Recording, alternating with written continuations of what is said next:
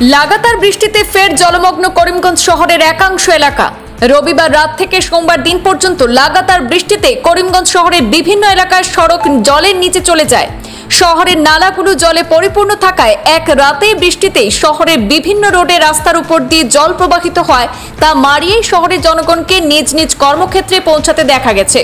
এতে নানান অসুবিধার সম্মুখীন হতে হচ্ছে সাধারণ জনগণকে। অল্প বৃষ্টিতেই শহর জুড়ে জমা জলে নরক যন্ত্রণা ভোগ করতে হচ্ছে করিমগঞ্জ শহরবাসীকে।